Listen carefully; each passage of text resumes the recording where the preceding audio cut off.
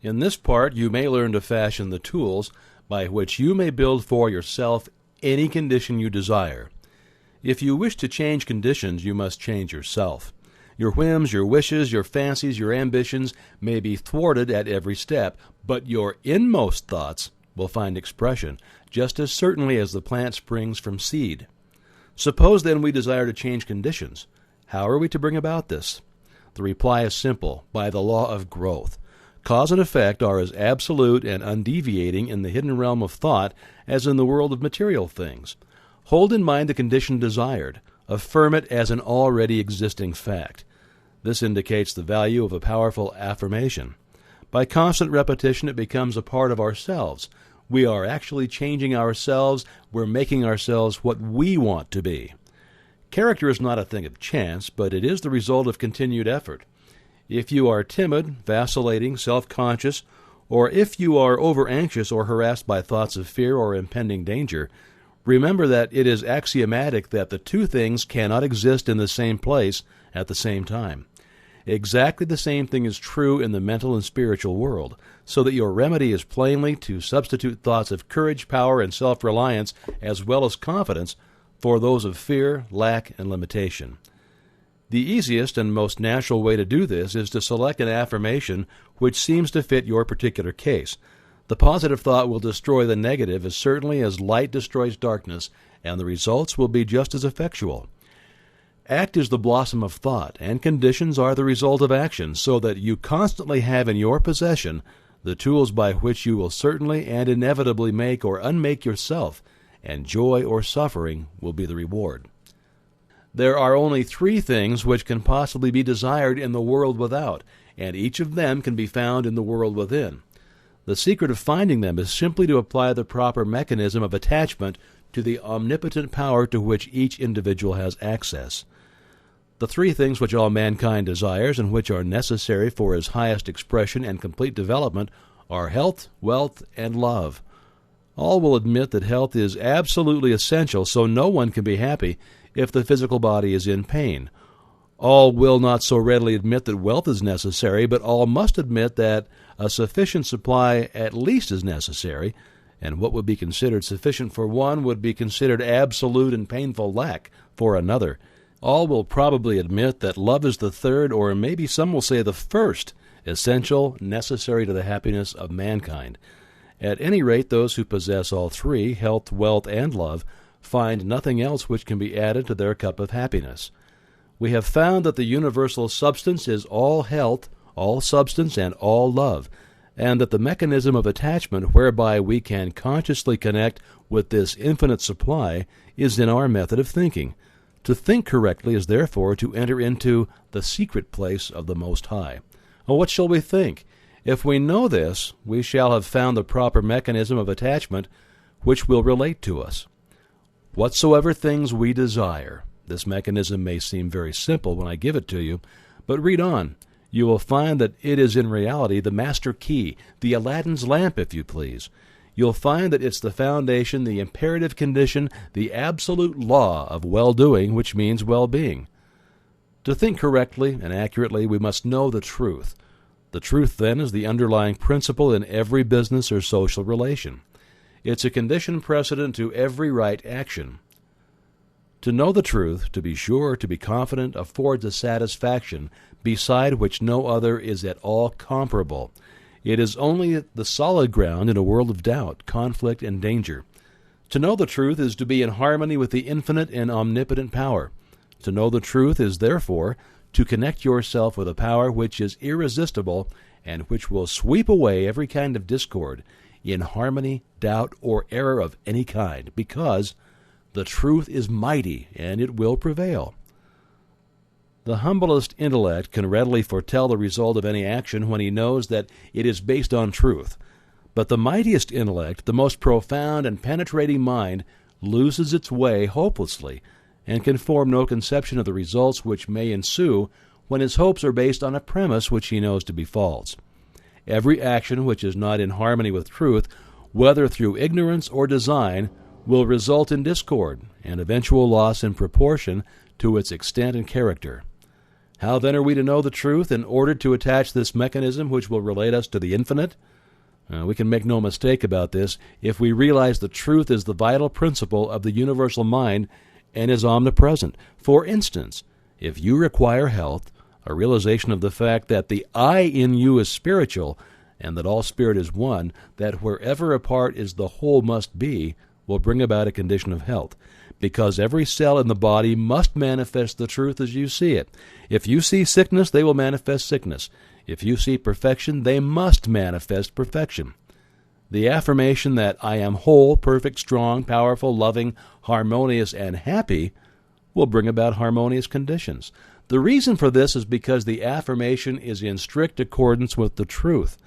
And when truth appears, every form of error or discord must necessarily disappear. Now, you found that the I is spiritual. It must be necessarily, then always be no less than perfect. The affirmation, I am whole, perfect, strong, powerful, loving, harmonious, and happy, is therefore an exact scientific statement. Thought is a spiritual activity, and spirit is creative. Therefore, the result of holding this thought in mind must necessarily bring about conditions in harmony with the thought. If you require wealth, a realization of the fact that the I in you is one with the universal mind, which is all substance and is omnipotent, will assist you in bringing into operation the law of attraction, which will bring you into vibration with those forces which make for success and bring about conditions of power and affluence in direct proportion with the character and purpose of your affirmation. Visualization is the mechanism of the attachment which you require. Visualization is a very different process from seeing. Seeing is physical, and it's therefore related to the objective world, the world without. But visualization is a product of the imagination, and is therefore a product of the subjective mind, the world within. It is therefore possessing vitality, and it will grow. The thing visualized will manifest itself in form. The mechanism is perfect. It was created by the master architect, who doeth all things well. But unfortunately, sometimes the operator is inexperienced or inefficient, but practice and determination will overcome this deficit. If you require love, try to realize that the only way to get love is by giving it, that the more you give, the more you'll get, and the only way in which you can give it is to fill yourself with it until you become a magnet. He who has learned to bring the greatest spiritual truth into touch with the so-called lesser things of life has discovered the secret of the solution of his problem. One is always quickened, made more thoughtful, by his nearness of approach to great ideas, great events, great natural objects, and great men. Lincoln is said to have begotten in all who came near him the feeling awakened when one approaches a mountain, and this sense asserts itself most keenly when one comes to realize that he has laid hold upon things that are eternal, the power of truth. It is sometimes an inspiration to hear from someone who has actually put these principles to the test, someone who has demonstrated them in their own life. A letter from Frederick Andrews offers the following insight. I was about 13 years old when Dr. T.W. Marcy, since passed over, said to my mother, "There is no possible chance, Mrs. Andrews, I lost my little boy the same way, after doing everything for him that it was possible to do. I've made a special study of these cases, and I know there is no possible chance for him to get well." She turned to him and said, "Doctor, what would you do if he were your boy?" And he answered, "I would fight. Fight as long as there's a breath of life to fight for." That was the beginning of a long, drawn-out battle with many ups and downs, the doctors all agreeing that there was no chance for a cure, though they encouraged and cheered us the best they could. But at last the victory came, and I've grown from a little crooked, twisted cripple going about on my hands and knees to a strong, straight, well-formed man. Now, I know you want the formula, and I'll give it to you as briefly and quickly as I can. I build up an affirmation for myself, taking the qualities I most needed and affirming for myself over and over. I am whole, perfect, strong, powerful, loving, harmonious, and happy. I kept up this affirmation always the same, never varying until I could wake up in the night and find myself repeating, I am whole, perfect, strong, powerful, loving, harmonious, and happy. It was the last thing on my lips at night and the first thing in the morning. Not only did I affirm it for myself, but I affirmed it for others that I knew needed it. I want to emphasize this point. Whatever you desire for yourself, affirm it for others, and it will help you both. We reap what we sow. If we send out thoughts of love and health, they return to us like bread cast upon the waters. But if we send out thoughts of fear, worry, jealousy, anger, hate, etc., we're going to reap the results in our own lives. It used to be said that man is completely built over every 7 years, but some scientists now declare that we build ourselves over entirely every 11 months, so we are really only 11 months old. If we build the defects back into our body year after year, we have no one to blame but ourselves. So man is the sum total of his own thoughts. So the question is, how are we going to entertain only the good thoughts and reject the evil ones? At first, we can't keep the evil thoughts from coming, but we can keep from entertaining them.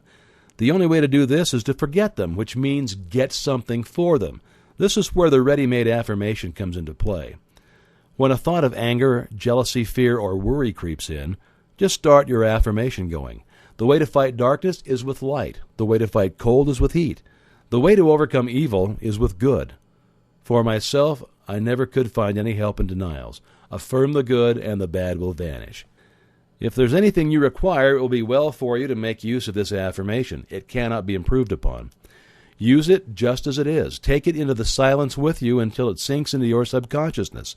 That way you can use it anywhere, in your car, in the office, at home. This is the advantage of spiritual methods. They are always available. Spirit is omnipresent, ever ready, and all that is required is a proper recognition of its omnipotence and a willingness or desire to become the recipient of its beneficent efforts. If our predominant mental attitude is one of power, courage, kindliness, and sympathy, we shall find that our environment will reject conditions in correspondence with these thoughts. If it is weak, critical, envious, and destructive, we shall find our environment reflecting conditions corresponding to these thoughts. Thoughts are causes and conditions are effects. Herein is the explanation of the origin of both good and evil. Thought is creative and will automatically correlate with its object. This is a cosmological law, a universal law.